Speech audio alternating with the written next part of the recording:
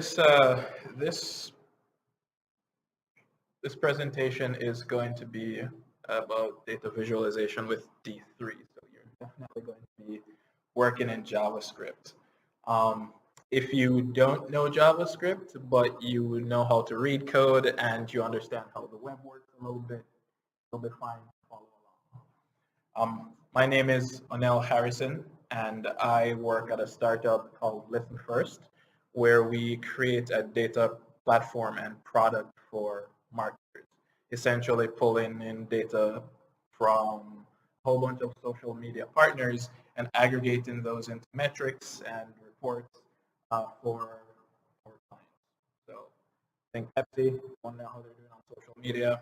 We have all their social media data for them to see their marketing performance. All right, and I'd also like to thank Melissa for getting this going. It's a pleasure to be here with all of you. So let's dive in.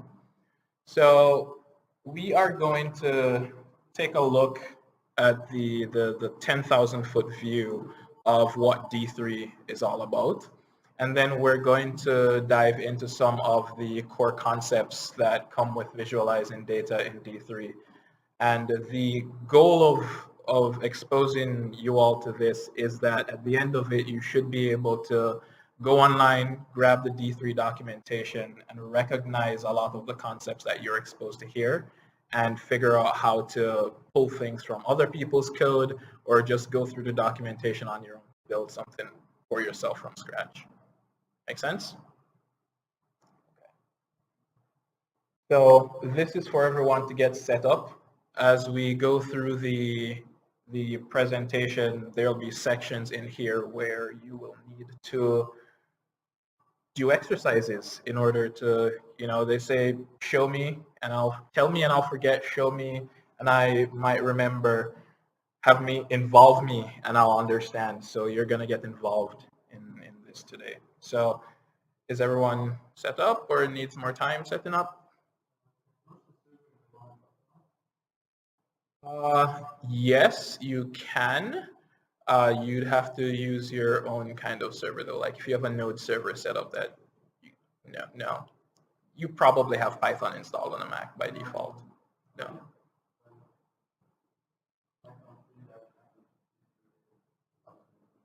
Do you have Python, just regular?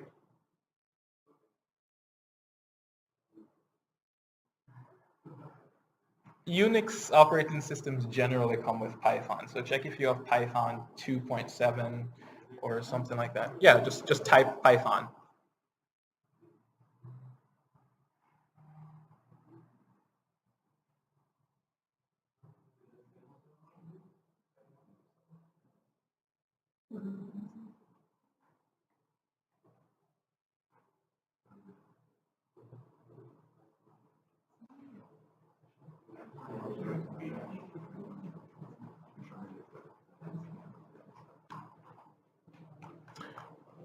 So if you've never coded in JavaScript before, then you probably don't have Node installed on your machine.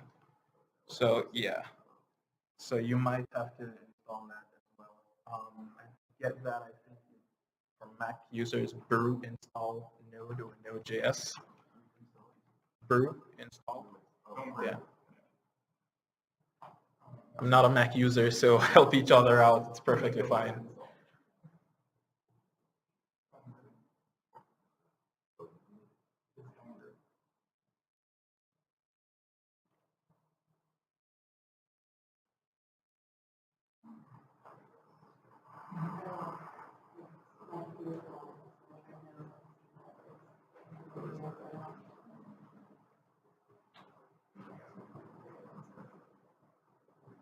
Does anybody have it fully working? You think you might be good? You get the whole local host 8,000. Okay, great. If you're set up, help the rest of the folks who aren't set up. Yeah, let's make this interactive. Who's getting npm not installed? Mac, Homebrew, install Node. What worked over here?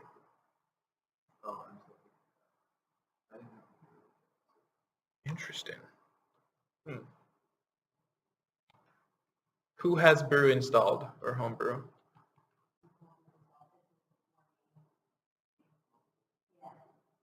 So you're good now? No? Downloaded? I don't want anybody being left behind. That's the whole part of this.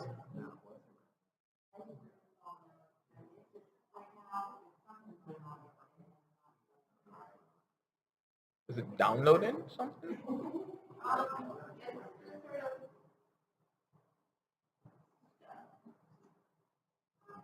Who else is finished setting up?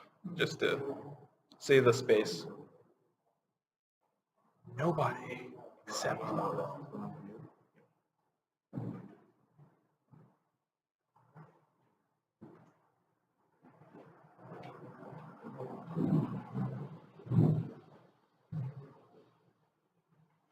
All right, I'm gonna.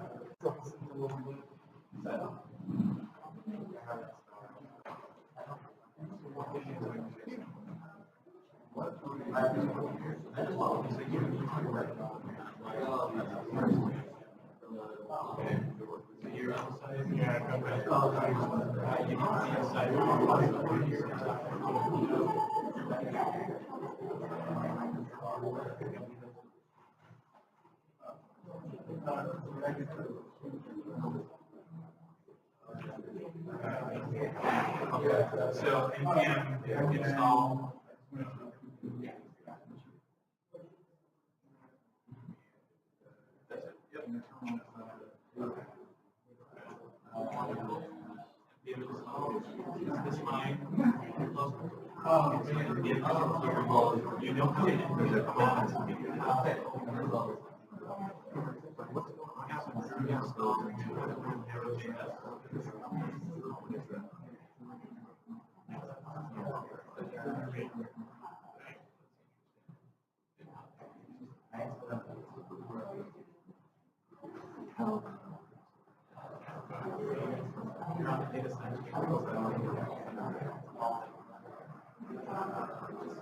I did this. Anybody else needs assistance getting set up?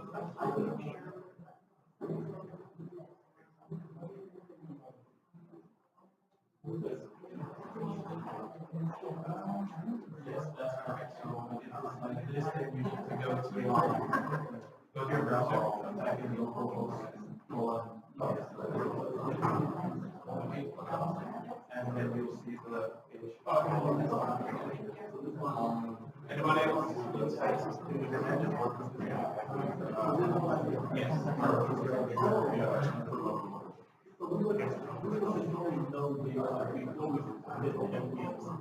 Yes.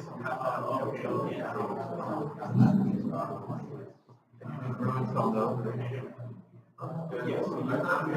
I had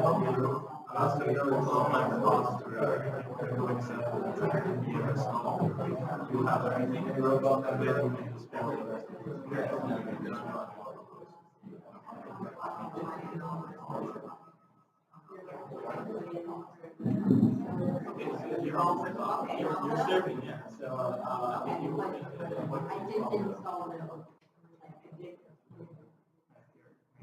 Oh, so kill this command C.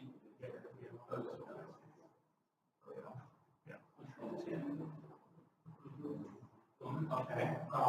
We're install.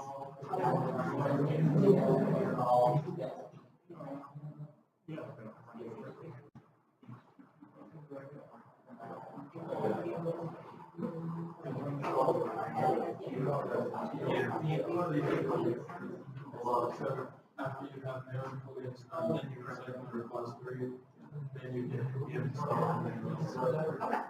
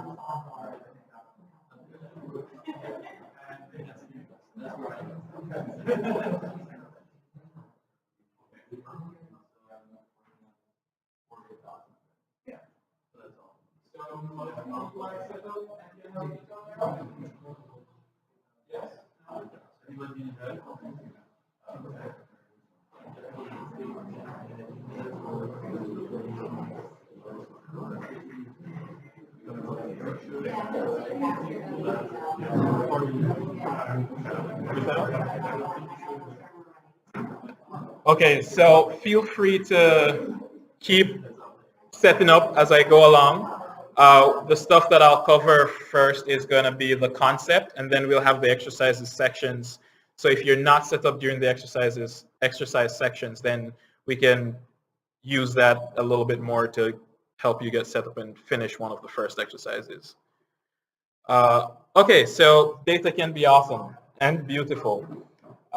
These are two data visualization specialists. I'm particularly familiar with this person, and this is a visualization, I believe, of various words with their emotions and how they blossom across the trees. It's just awesome. She's great, so feel free to check her out on Twitter. And essentially, this is something that if you really dive deeply into data visualization as an art or as a craft, and into D3 as a tool, then this becomes something that's a part of your tool set or something that you can work on. D3 stands for data-driven documents. 3D was already taken, so they had to go the other way around.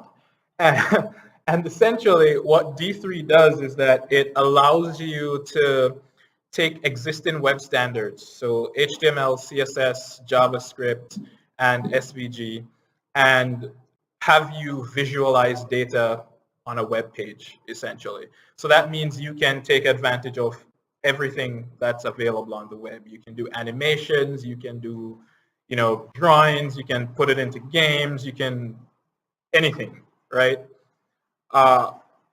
And for most people, SVG is the odd one out here. And it shouldn't be that scary to you all. You can just think of it as a new HTML tag that you're going to learn today, or a new HTML element that you're going to learn today, right? And at the heart of D3 is the concept of mapping each piece of data that you have into elements that are on the screen, right? So you don't have to use SVG. You could do it with regular divs, regular paragraphs, just like you would normal jQuery or regular JavaScript. But you really gain a lot of the visual power by using SVG, which we'll talk about a little bit later. And my emoji rendering is still off. All right. So D3 is well documented, right? There's a lot of it. And for a lot of people, whenever you dive into some new piece of documentation that is really, really verbose, kind of scary, right? So what I hope to be today, as I mentioned in the opening, is to be a guide that will give you some of the concepts that you can take back to dive deeper into the documentation and to experiment and figure out what are some of the things that you want to visualize. So we're going to face the beast together. That box is supposed to be a lion, and that's two swords, but we'll work with it. We'll see more failed emojis as we go along. So the biggest, or not the biggest, but the first concept that we need to understand in D3 is selections, right? And essentially what selections are is that they are groups of elements that you grab on the page, right? You can grab one or you can grab many elements off the page. And just to wet your feet with something that's familiar, this is ordinary JavaScript, right? This is how you would select an item from the DOM that had Are we all familiar with the DOM model? Okay. How you select an element from the DOM that has the class shopping list item, right? And this is how you do it again with first selector all, and this is how you grab something that has an ID. If you wanted to manipulate those, then you could do something like this. So imagine that the numbers 0 through 4 are the pieces of data, right? We can essentially or conceptually map that to a DOM element, which we're doing here with some divs, right?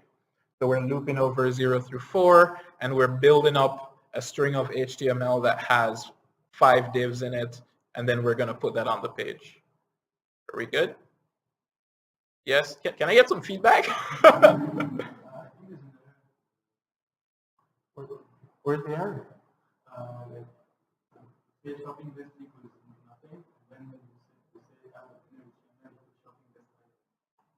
Oh, so yes, there definitely is an error. Thanks for catching that. Thanks for catching that. So that should be shopping list items, yeah, to build. Cool. And this is how you would do the same kind of selections using jQuery, right? If you've used it before, you're quite familiar with this. You can pass virtually any CSS selector into that, and you would have the element out of the DOM. And the same goes here for manipulation. You select an item, and then you can do things on it. For example, appending some HTML. Good so far? Okay. So this is how you would select things with D3, right? If you do select as the API would suggest from itself, that's one thing about good APIs. When things are appropriately named, then you have an idea about what they're going to do, right? So select will say, okay, let me grab the first or the only thing, right? And select all will, as it says, grab everything.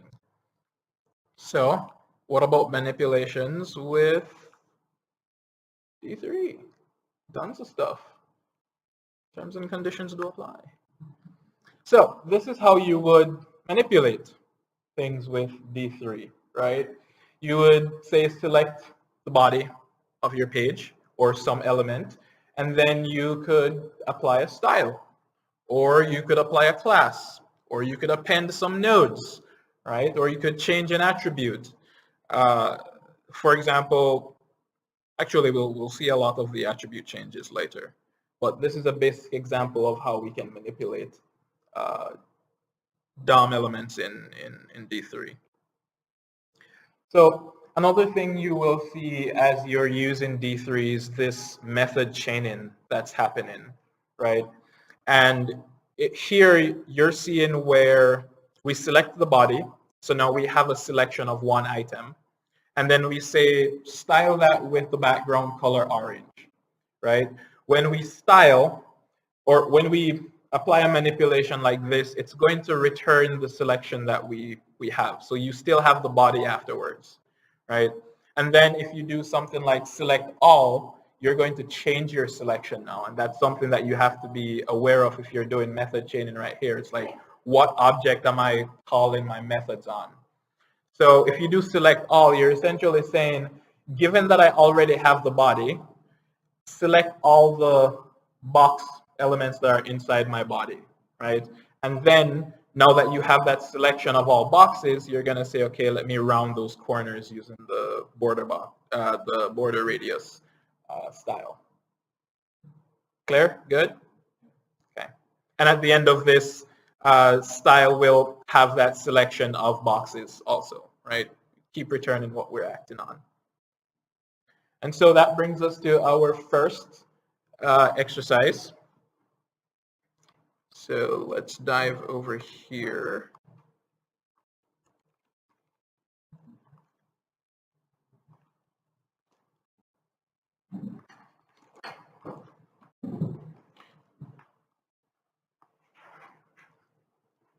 So the way this is set up, it should probably do this first. Nope. So the way this is set up, right, we have the exercises folder, which is where you'll be spending most of your time. And we have the solutions folder if we run out of time and need to move on, or you're like, okay, I have no idea what's going on here. Let me cheat a little bit. That's perfectly fine. So you'll be working in the exercises folder, and the exercises folder is broken up into sections based on the presentation, right? So we have this exercise 0 that we have in the selection section that we'll be going through shortly. And then once you've updated one of the exercises, then you have to come down here to this script tag and change it to the path that is exercises, whatever your section name is, right? And then the exercise item. Are we good? And that's how you're going to see your updates. So go ahead and try to hash out the first exercise, which is located at this path. And let's see what happens. The instructions for it are in the JavaScript file that you'll find there. If you need help, I'm here to help.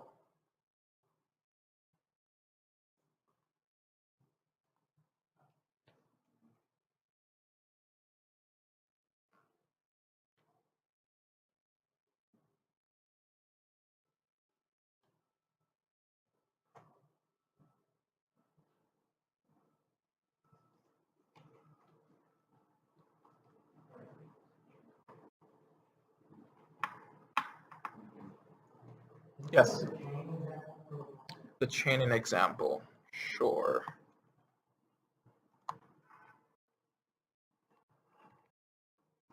Where are we with chaining? There we go.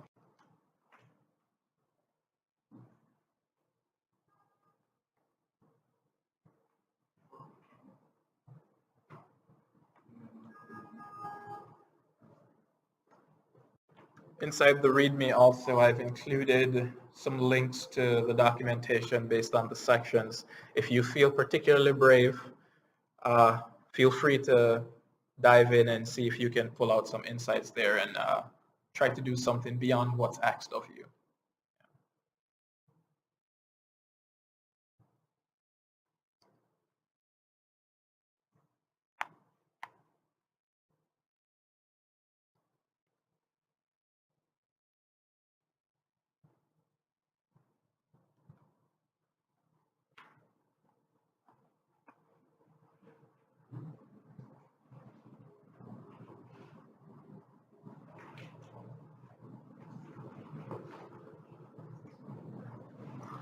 Does anybody have it finished or need help? Finished? Feel free to walk around and help those who don't have it finished as yet. Who needs help? What's up? You don't see any changes. Do you see any errors? Did you update the index.html?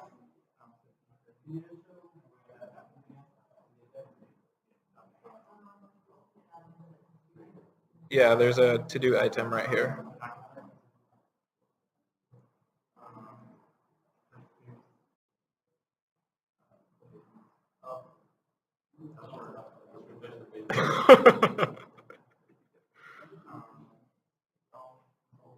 Yeah, this server isn't auto reloading, so you're gonna have to refresh once you make changes.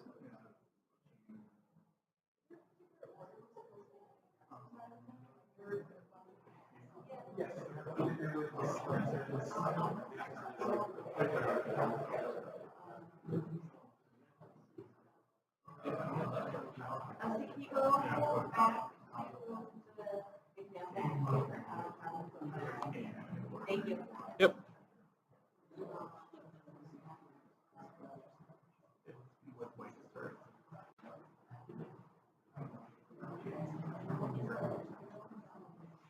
We're all good?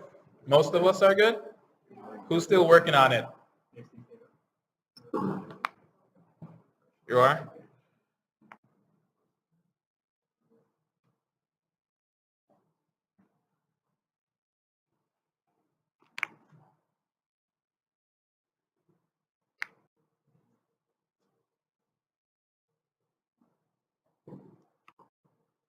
So the slide pretty much had most of what you needed to get that done, right? So if we go to solution, selection, EX0, then your change pretty much boils down to this, right? So we're good with setting the style on a selected item. All right. Anyone confused about anything? Be not confused. All right. Let's talk about data, right? Because that's fundamental to D3. That's what we're here to visualize. So the data that you want to visualize, this is something that might already exist in your application, or it might exist external in a file somewhere out on the web. It might be a file that's on your computer, or it might be some API that you have to fetch, right? And that means that the data will come in various forms. It could be straight text, it could be JSON data, it could be CSV data, TSV data, or whatever other formats are out there that people store data in, right? So once you've fetched that data or you've collected it, you're going to have to transform it into a shape that's suitable for visualization. And in D3, your data necessarily must be an array of values, right? So that's going to be an array of primitives like strings or integers, or I should say numbers because JavaScript is just numbers in general, right? And it could be an array of objects as well that you can manipulate. So here is an example where we are saying, select all the elements on the page that have a class of box, and we are going to bind the data or join the data that we have with those elements that we've selected, right? So we have 4 box items, and we have 5 box items, and we have 5 pieces of data, and we're trying to create that one-to-one mapping between them. Make sense so far? Question? No? No? And so once we have bound our data to the, or joined our data to the elements, then we can go about calling these methods like style or attr in a way that we can do custom things based on the data we have. So here's an example where we are styling each box by setting its width to 100 pixels, right? And then we are varying the height based on the data that we have. So we have the property over there, and then we could pass either a literal value, or we could pass a function that operates on a piece of the data, right? So who has seen the for each function, the map function, the reduce function in JavaScript, right? So that's practically what's happening here. So D is a piece of one of those elements, right? So it's mapping over all of them and doing something on there. So again, the whole idea is to get this one-to-one mapping between your data elements and your elements that are on the page. And so some natural questions arise, right? What if I don't have all those elements on the page and I have more data than there are elements? Then what's going to happen is that the missing elements are going to form what we call an interselection, right? Those are the elements that need to come onto the page. If you were resolving this as a coder programming D3, you could probably say, okay, there are 3 elements on the page and we have 5 pieces of data. Something's got to give. Let me throw away some of the data, right? But then you wouldn't be data driven, right? So thinking from the perspective of data, we keep the data static and we say, okay, let's pull in the elements, or let's create the elements that exist, that we need to create. And so another situation is, what if we have more elements than we do data, right? Again, being data backed or data driven, we keep what we have with the data and we change what we have on the DOM. And what we're going to remove from the DOM is going to be an exit or exit selection, right? That's going to form our exit selection. Any questions about that? No? Okay. So if you have existing elements that get updated, right, then does that mean we have an update selection? And the answer to that is yes, we do have an update selection. And we will work on an exercise that will, hopefully I can show you how you can work with the enter selection, the update selection, and the exit selections. And let's go through data exercise 0. Any questions? Is silence a good thing or a bad thing?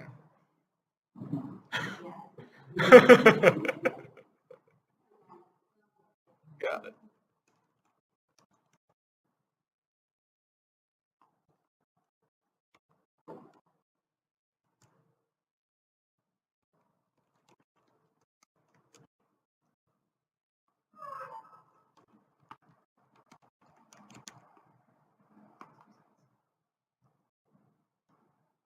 Yes.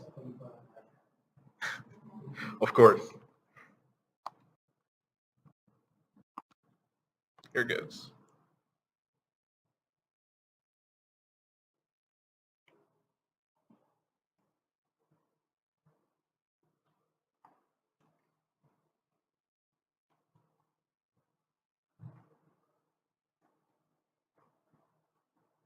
So the stuff here in this example will not get you 100% of the way there, and that's intentional. So when you hit something that you're like, this doesn't look like it's doing what it's supposed to be doing, then let me know, and then we can work through it together.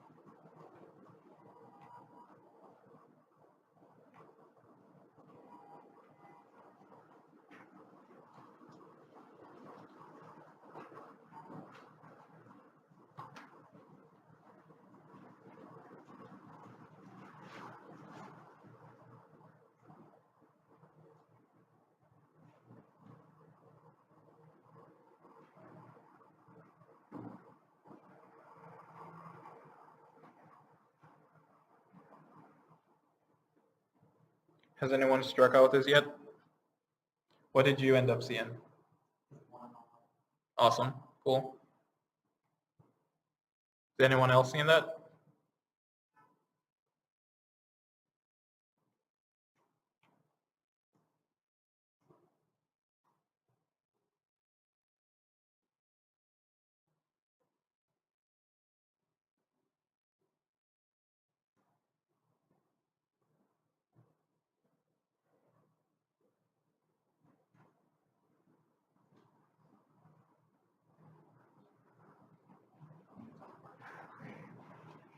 You got the one column? No? Did you update the index.html and refresh the page?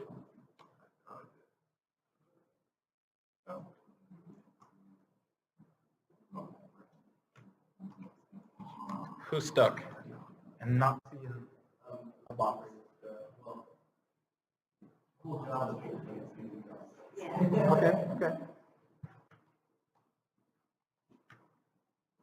So the flipper's finished, or feel that JavaScript is their native tongue, or near native tongue. Feel free to walk around out those 2 bars. So what is wrong here?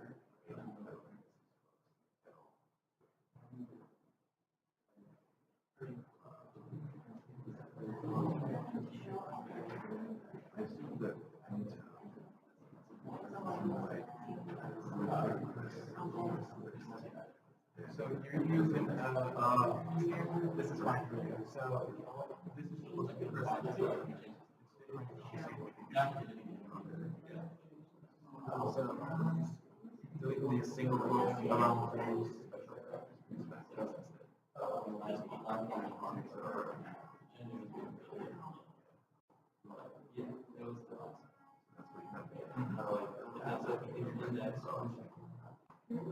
Who else is not seeing their one block? That means a success.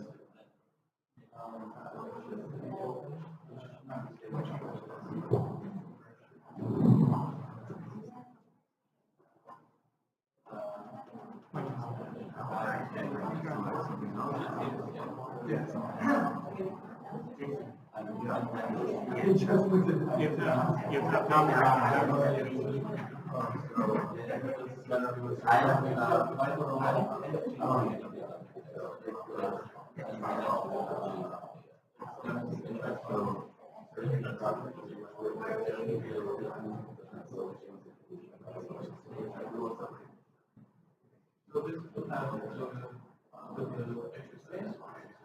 Exercise is selection objects here.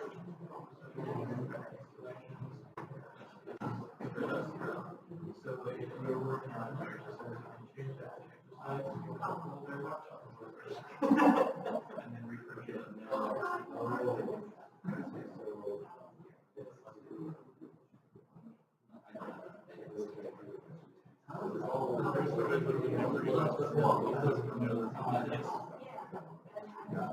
If you did the changes to the exercise, if you want to see the finished product,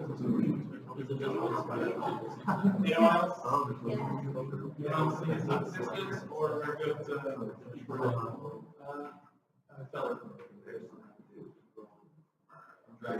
It's really just the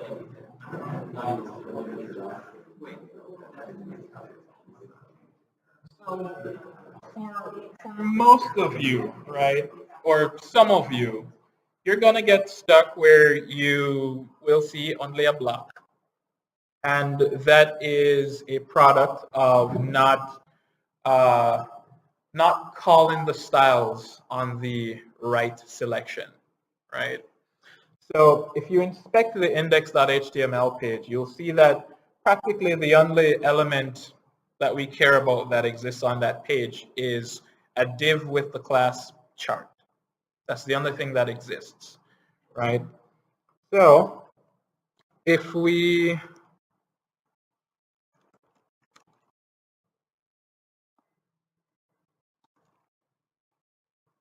right, so this is the only thing that we're working with in the index.html page, right?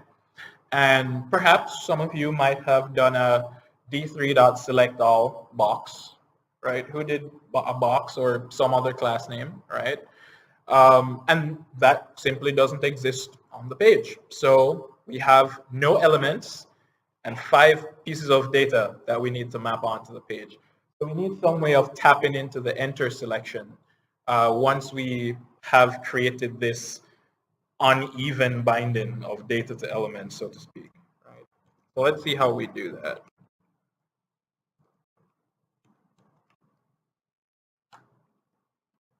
So this is essentially how that gets done, right? So we select our parent element, the chart, right? And then we say, okay, we want to put some boxes inside the chart. So we select divs inside our chart. They don't exist, but we're going to go ahead and join some data onto them. So we do that. And the way D3 works is that once you join the data items, the selection that gets returned from data is going to be your update selection, right? So what most of you have been doing is trying to do, style an update selection that doesn't exist, or you might have selected one item and applied data to it, and therefore your update selection is just one item, right? Does that make sense? So what we need to do coming off of that update selection is say, okay, let me get my enter selection. So we pull the enter selection, and now we have those 5 items that are missing from the page that are, you can consider them null items, but the 5 are there, right? And then you can say, for each item in my enter selection, I want to put a div in that slot. So now we've appended a block, we've appended a div for every slot in our enter selection. So that's how we got the 5 blocks to show up where we didn't have any divs on the index.html. Am I making sense? Yes? And once we have those divs, then we can style them. And this is how I decided to style them. I went vertical instead of horizontal because we did horizontal in the slides. But does everyone understand what's going on here?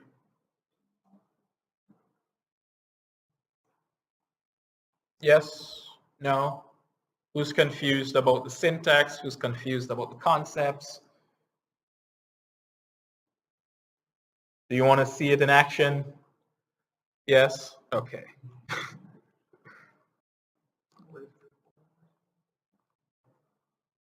Ooh, and my server is not running. Oh, not a good idea.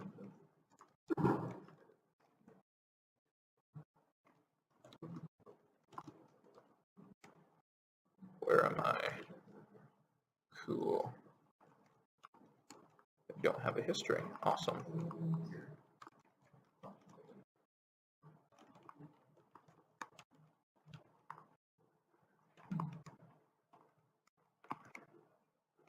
And there we go. Right? So we have 5 divs that are on the page. And let's see. Can we mess with this a little bit? So what if I wanted only 2 data items to be on the page, right? Because I fetched data before, I did my visualization, the user did something on the screen, and we're like, okay, now let's fetch some other data and update the visualization. So now I have less data than I did before, right? How are we going to do that? So the elements are already on the screen. Is this too tiny? Yeah, that's too tiny. Yeah, can we see? Now? Let me make this a lot bigger. How are we? Better? Okay. So this is going to be some trial and error. Let's get it. All right. So we're going to select our chart. Right. And we're going to select all the, what are these? I just call them divs. All right. Sure. All the divs, right? And I got some new data that is, let's say, 30, 20, and 10, right? Now, my update selection is going to be the first 3 elements that I have, right? Because I have 3 pieces of data, and I have 5 elements that are divs that exist on the page. So my update selection is going to be that one-to-one matching right away, right? So if I did that, then I could say, style, background color, and red. And it changed the first 3, but it didn't get rid of the last 2, right? And now my visualization is out of whack. So how am I gonna fix that? All right. So one pattern that you'll generally see in D3 is that people will stop chaining at this point, right? And they'll call this something. So let's say this is updates, right? They'll give that a name. And then they'll say update dot exit, and they'll remove those. Update, did I call this updates? All right. And that's how we get rid of the 3, right? So we grabbed our exit selection after the selection we got from data, and then we remove them. And we kind of have to do that, right? D3 is not going to figure out the mismatch and try to resolve stuff for us, because we're the artists, we're the craftspeople, so we have control over that. Any questions? No? Okay. So let's say that we have another item that comes in, right? So we update it again. Then it's going to happen. We have our update selection. We haven't done anything to it as yet, but we want to deal with our enter selection, right? We have that one straggler that we haven't yet visualized. So we call our enter, and we say, for that thing, we want to append a div, right? And we want to style it, say height is going to be, what did I have before? The height times 10 and the pixels, and then I styled the width at 100 pixels. Right, that's what I want to happen to each item that I bring in, that I'm going to pair with the data that doesn't already exist on the DOM. Make sense? Ooh, update again. All right, let's do it. And that did not work. Let's see.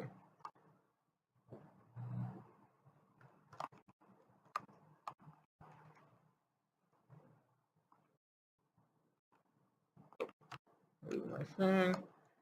Okay. Where did I go wrong? This? Yeah, this is essentially saying that this is a function where the D is going to be one of the items that's in my array of data. Yeah. Actually, I'm not going to resolve that because I want to show you one thing that makes this a little bit easier to work with. So this whole enter, exit, this whole update, enter, exit kind of flow is very common in D3. And what the developers found was that it was something that was hard for people to learn, but easy for them to forget. So they came up with with a slightly more convenient notation for you. And with this notation, all you need to remember is that, cool, I'm joining some data, and I have an enter, update, and exit, and I need to handle it. So they did it like this. So they said join, and then inside join, it would take 3 functions. One to handle the updates, one to handle the enters, and one to handle the exits. Right? So let's say this is my enter. Actually, I'm going to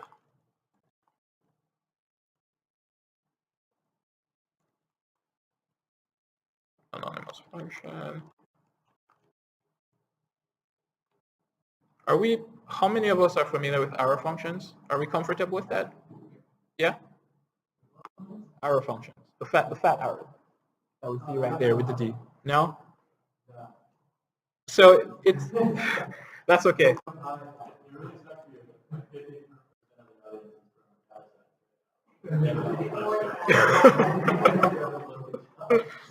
Well, the good thing is that if you're doing that data science, right, the things that you're going to visualize are probably going to be static. Probably. You're going to use Seaborn, you're going to use Matplotlib, and you're going to have some static visualization. But if you want to export that into a report on the web that's going to wow some folks, then perhaps you're going to have to do something a little bit more intricate to have people interact with your visualizations, right? And this is one of the ways that you can do that. That's okay. Are you familiar with R? Okay, so you see this for functions? Cool. So imagine that it's the same thing. Yeah. Okay, so I'm going to work with that.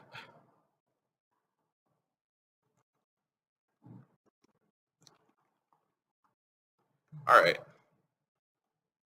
So here we are, and we have enter. And I'm going to take this.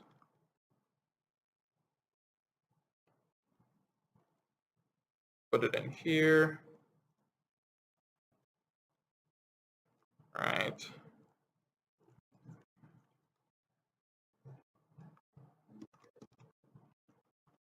Cool.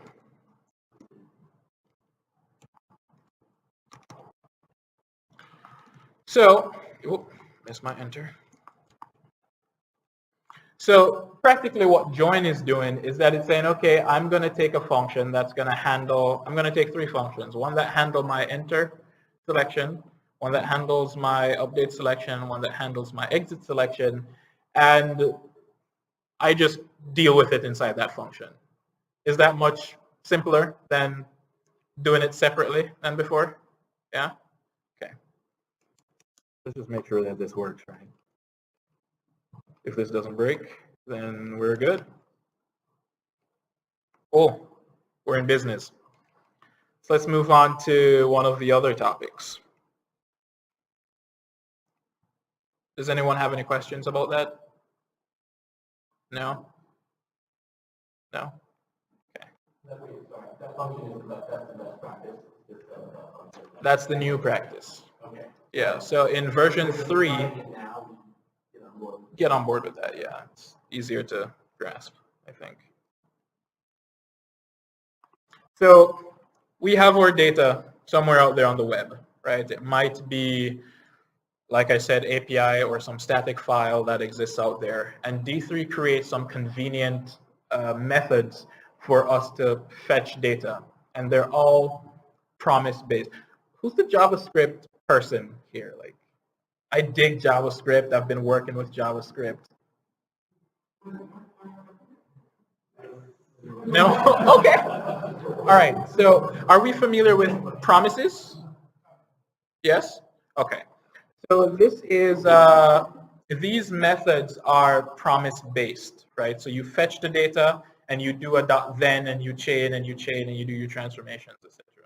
So it's, and we'll see an example. So this is essentially how you would fetch your CSV data, right? You would put in your link where you have your CSV data or the path on your computer, and you would pass it a callback function that will get called for every row that's in your CSV, right? So here, and I still have my typo of record, right? So I will transform my record, and then all of the data that I've transformed will get passed down into the next level, right? So I'll have my data, and then I can pass that into my function that will create the data visualization, right? Questions? Clear? JavaScript is okay for the Pythonistas? Yeah? All right. And that brings us to exercise 1, which I will just go to the solution. Actually, no. Go ahead, try that one. Exercise 1.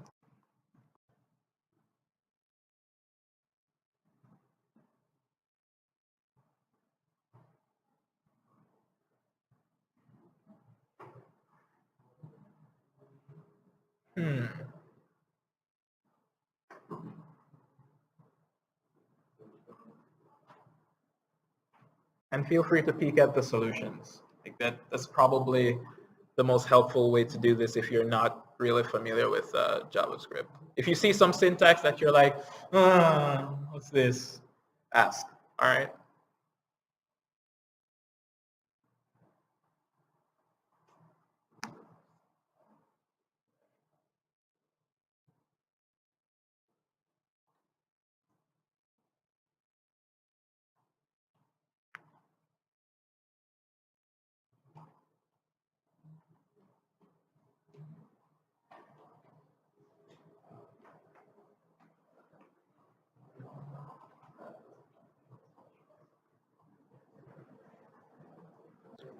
I've included for you a data file that I think exists in the data directory. So if you have your local host, you could just localhost 1000/data/ the name of that file. And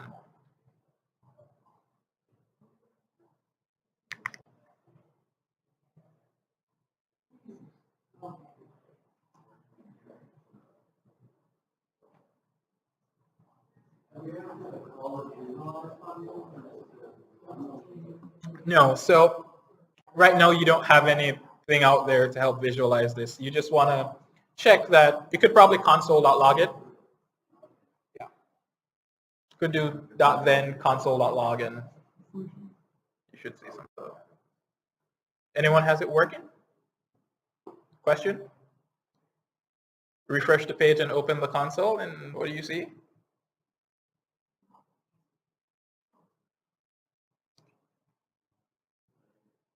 That's if you do .then with the console.log as the function here, because we don't have a visualizer as yet. So .then data arrow console.log with the data.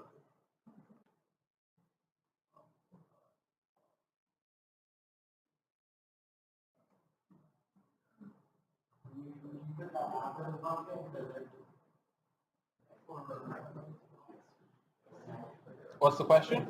You do put the then data inside the block of the function, the visualize function, or just outside? Where are you on this screen?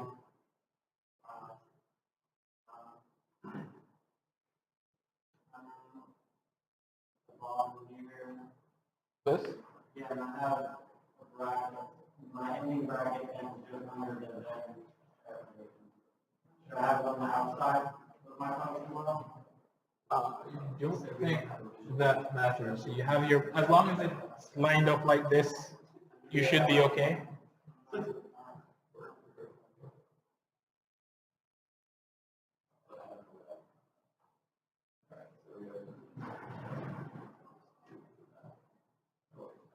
And feel free to take a look at the solutions if you feel lost a little bit, which we're gonna do.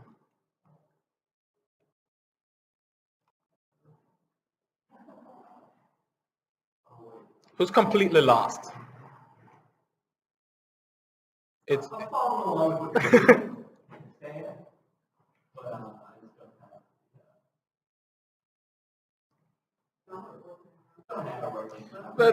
that's okay. You're gaining the exposure to the concepts, right? And you're seeing a bit of the syntax. So when you do dive into the documentation and you try it out on your own, it'll stick a little bit more than the time boxed period we have, right?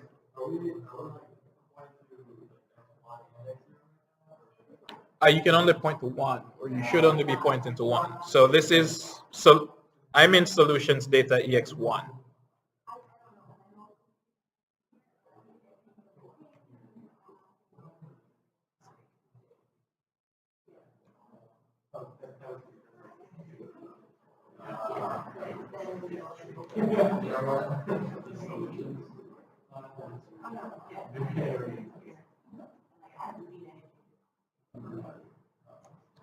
So what's going on here, right? Like I said before, I have a CSV data file that exists in the data directory. So I call the convenient method, D3CSV, to fetch that data. And this callback function, which will get called on every row that's inside my CSV, is essentially doing a little bit of transformation, right? When we get the CSV data, the data that's going to be in there will not be typed correctly. It's always going to be a string for each value that we have. So this plus sign is just a really neat way of converting that string to a number in JavaScript, right? So take the string height and the string weight and turn those into numbers, and what we have for gender, we turn them to lowercase. And then once I have all that data, I log that out in the console.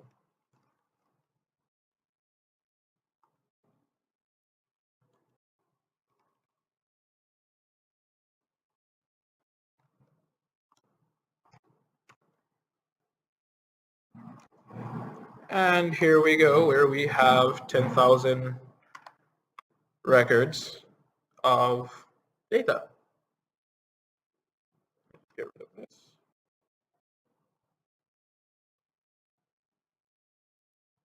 Make sense? And so once we have this, right, instead of logging it to the console, now we can do something with it, aka pour it into our visualization function. Any questions so far? Okay, awesome. So SVGs, the odd one out, so to speak, for new folks to D3. So we've heard of the SVG image format before, right? So it is a format and it is markup all at the same time, right? It's you can just throw this right in your HTML and it will render an SVG image inline. So this is a standard that's supported across the web, right? All the modern browsers will work with it. And how do you get it to show up? You write this right here, and that's pretty much it. And you have an SVG element. But you won't see anything on the screen, right? You got to add some stuff on there. You got to put some color on there and give it some flair.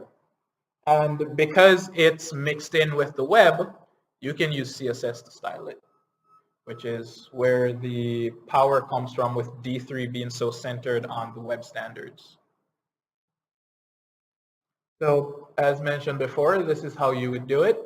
You have your SVG opening and closing tags, and you have your height and width attributes, giving it some size, right? Still can't see anything here. We'd have to put some code in there.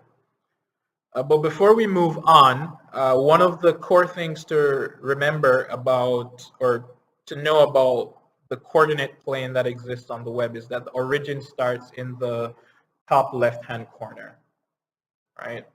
So if you move out right, you're going in the positive direction, and if you go down, you're going in the positive Y. Just how computers work.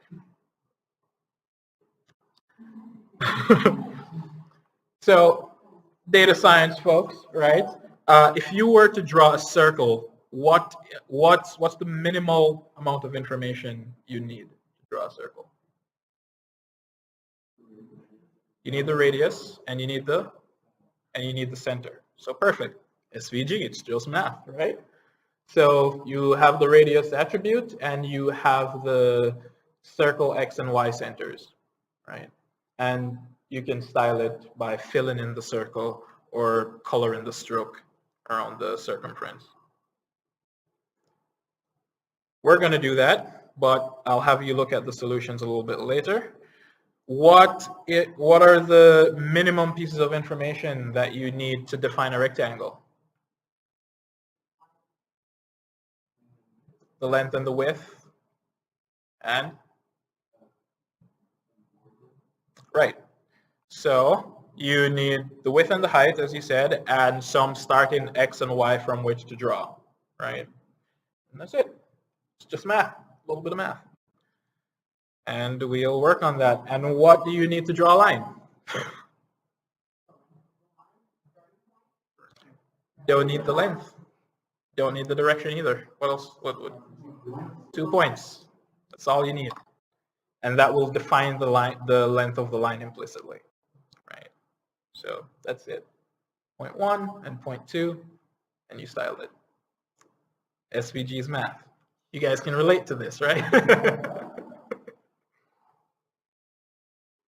So another thing that's, and for this, it's going to be good if you can try to visualize this with me, right?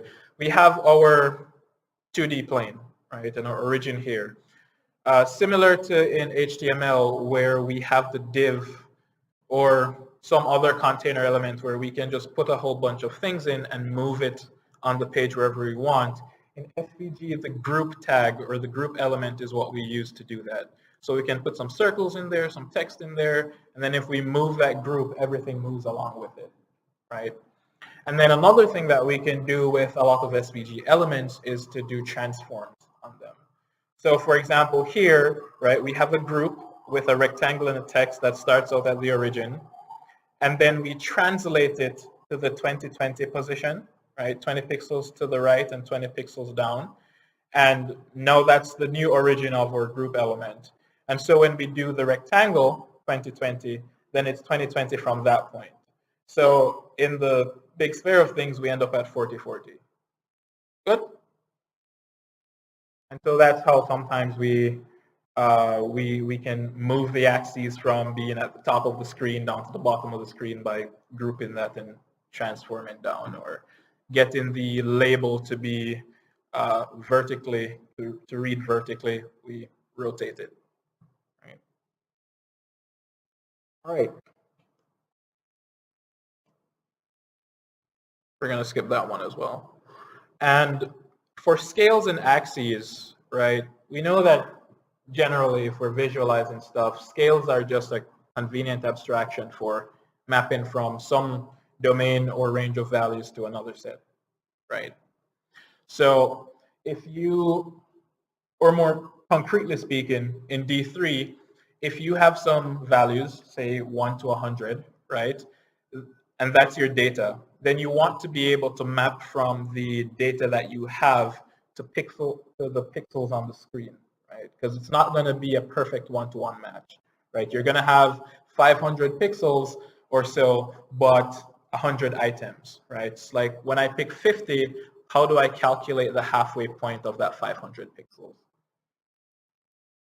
And one thing to remember if you're going to use this is that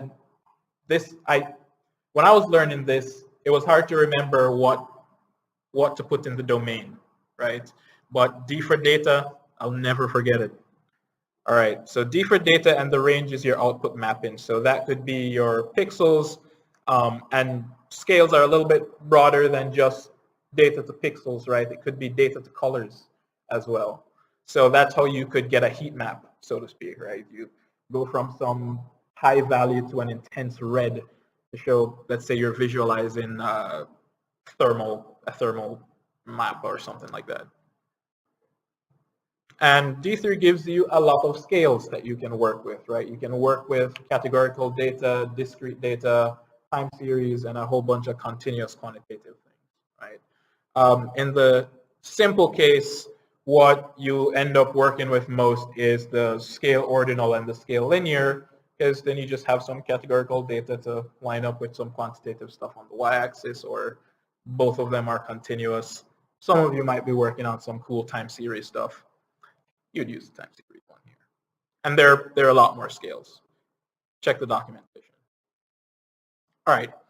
And scales work hand in hand with axes, right? So we have our x and our y axes, and we've defined our scales for them. So if we read through this example here, we see that we've defined the width of our chart, and we have some right margin and some left margin, right? Just to give the chart some padding.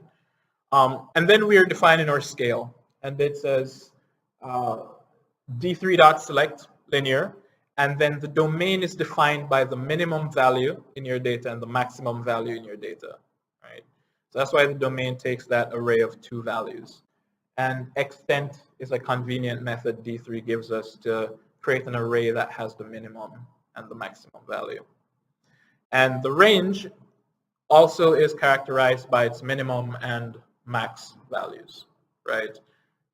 For some scales, you could have multiple items in there. Let's say if you wanted to go from a soft, a green, to a blue, to a red, then you can have your range be characterized by those three values, right?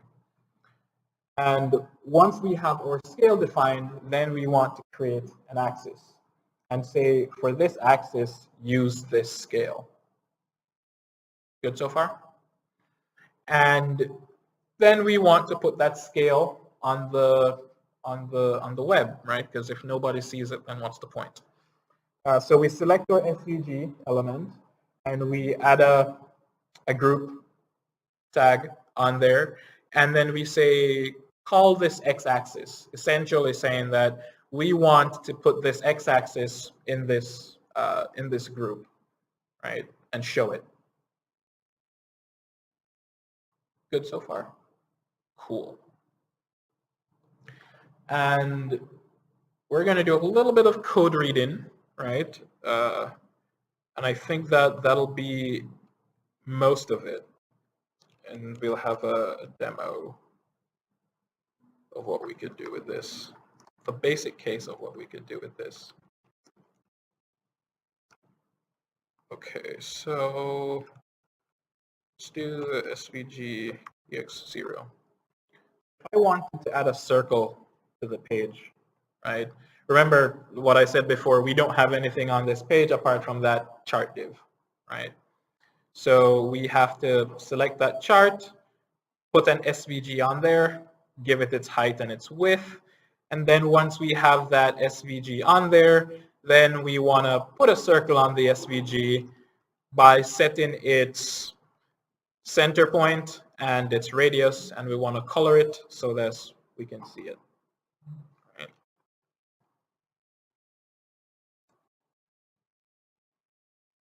And the same goes if we want to draw a rectangle. Follows the same pattern.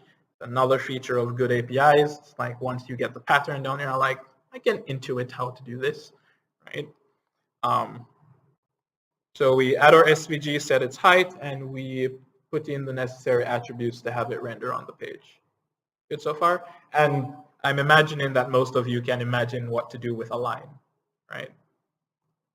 4 atters, XY1 and XY2, and you're good to go. Okay. So let's maximize this a little bit. So this is how I went about visualizing a scatter plot for the gender data that we brought in, the gender height and width, weight, my bad, data that we fetched before, right? So we added the SVG onto the chart, gave some margin to give me some padding around the graph, make it look nice and spacious. And since most of you aren't familiar with JavaScript, this is just a way.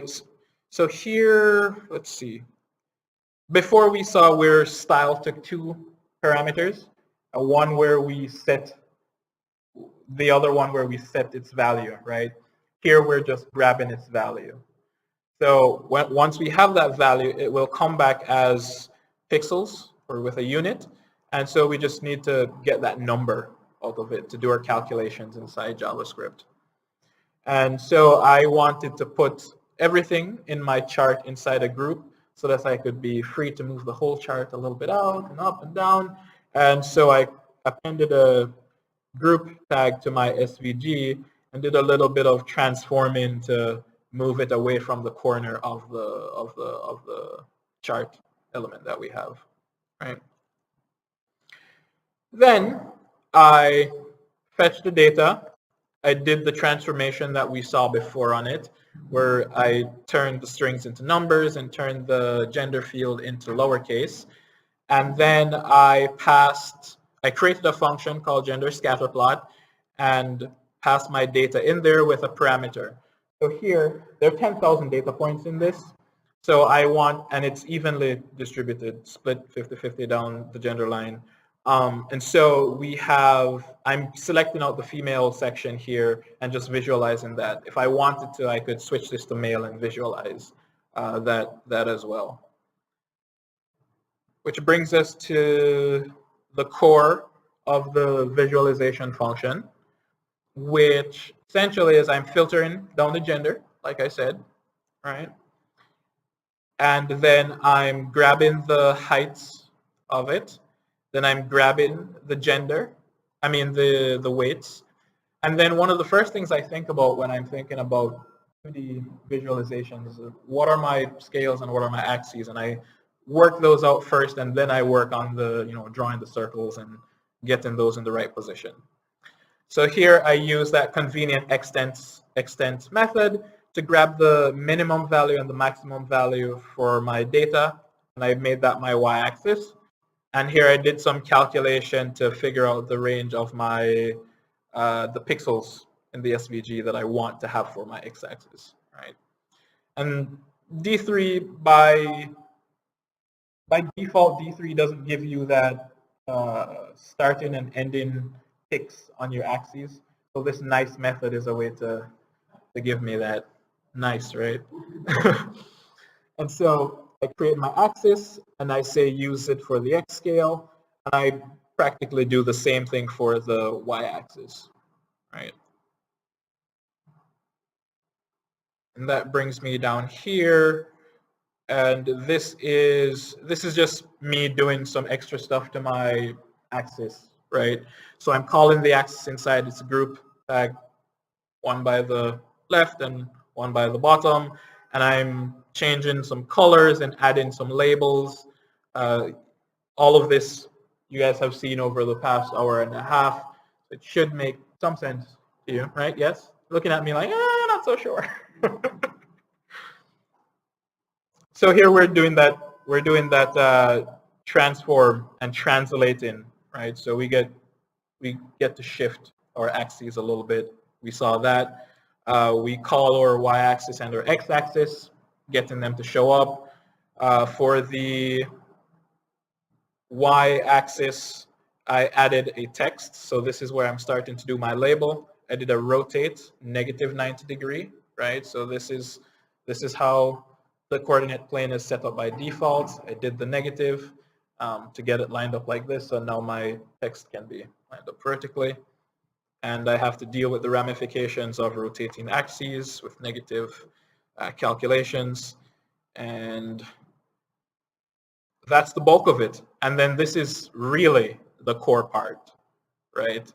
I select some blank divs or some blank elements to form a selection that's inside my SVG. I bound my data.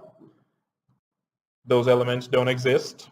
So I grab the enter selection and I append a group tag, which I give a class of plot point. And inside that group tag, I put a circle and I stroke it and I fill it. And in index, if I do solutions final, and feel free to try this on your machine as well. Scatterplot.js. Did I save? I didn't save.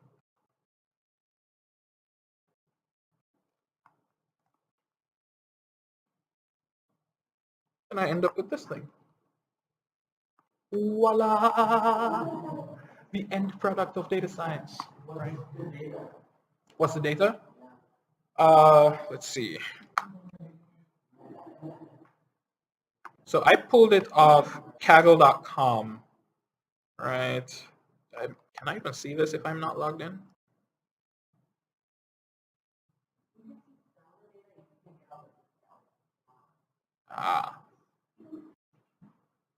We have a Kaggler in the audience. So yeah, this is the data that I'm using, and it's linked in the README.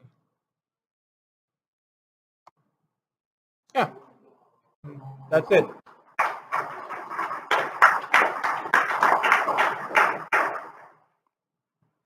If you are interested in continuing to go down the D3 route or to figure out how to visualize things on the web, then there are a ton of additional resources.